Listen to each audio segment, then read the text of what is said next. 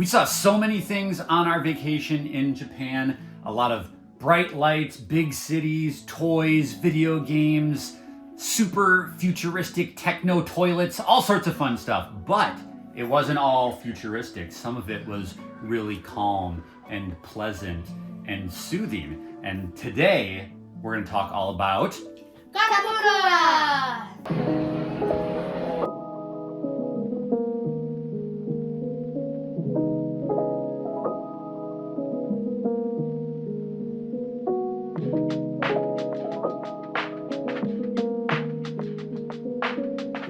Kamakura is a small city which was about a 15-minute train ride from where our hotel was, located in Shimbashi, Tokyo.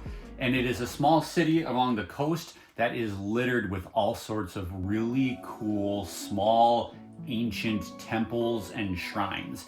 Now, when you arrive in Kamakura, you arrive in this main street where there's lots of shops and restaurants, things like that. So what did we do first when we arrived at Kamakura before we explored some of the temples and shrines? So first we went to this big main city place, and it was like the central, and it was all shopping and everything, and there was really good street food. I think you got this shirt at one of those shops. So all sorts of little souvenir shops where you can buy little toys and knickknacks and masks and things like that. But then they had a row of little street food vendors, and we got some delicious food there. Do you remember what we ate, Nora? Is it? Oh yeah, it's like the chicken thing. We got some chicken skewers. With the cheese. With the cheese. And we got honey. Mustard chicken. And little cheesy bites. And so we got some food. It was really hot. And then we had to find a place to sit. And there were lots of tourists here because this is a very popular place. So we walked down this little food hall area where there was some benches, and we sat down and we shared some of we each had a little bit of what we picked. Everybody picked something different, and we all had a little bit of taste of what everybody ordered. And then we were ready to go on our next big adventure, and we wanted to throw away our garbage, and what did we find? No garbage cans. No garbage cans! Dad pulled up Google Translate and did a sign, and it said, "You give the trash back to where you got it." Yes. So, pro tip, if you ever don't find a garbage can, just give it back to the people you got it from. And before we went on to the shrines, I said, I want to go look at this souvenir shop. What did we see in the souvenir shop? There's all sorts of old antiques, right? And like billions of swords. And so we, of course, walked over to the wall of swords, because if there's a wall of swords, you go and look at it, right? And he's like, "You want to hold the swords?" And I was like, "Have you met these two? You guys each got to hold a real samurai sword." What was that like? Crazy. Crazy? Crazy. You didn't even kill anybody. You didn't chop any fingers off or nothing. You were very well behaved. I was impressed. So then we got some ice cream, and we explored the city of Kamakura. Now, one thing that we did before we left for our vacations, we watched a lot of videos, right? Recommendations of what to do when you go to certain places. And we watched some Kamakura videos. And one of the things that stood out to me that a lot of them said is, if you have the time, just get lost in the city. Don't make a plan to hit this one and this one and this one. Just explore it, and you will find so many cool things. That's exactly what we did, right? We just walked around, and all of a sudden, we're just headed to the Great Buddha, I think, or a big shrine. Like, we planned to go to this one, but we found 3 other shrines on the way. First one was like so calming. It was just big shrine, walked in, and there was this big path with just bamboo trees all around you.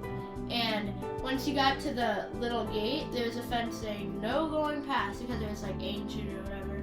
And so you got to look in there, and I don't remember what was in there, but There's a whole bunch of little character things, right? Well, one thing that I want to say is in Kamakura, it really is a tale of like 2 experiences. Once we were in that main street, there's a lot of people, and it was loud and bustling and energetic, but like 5 minutes away from that street, like you said, it was so quiet and calming. once we walked through those gates down that path that you were talking about, serene. All you could hear were the birds and the cicadas, and it was just absolutely beautiful. And it's all ancient and preserved in this town, so it really was a stark contrast to our experience in most of Tokyo, where this was very old-fashioned and really gave you a sense of what Japan was like a long, long time ago.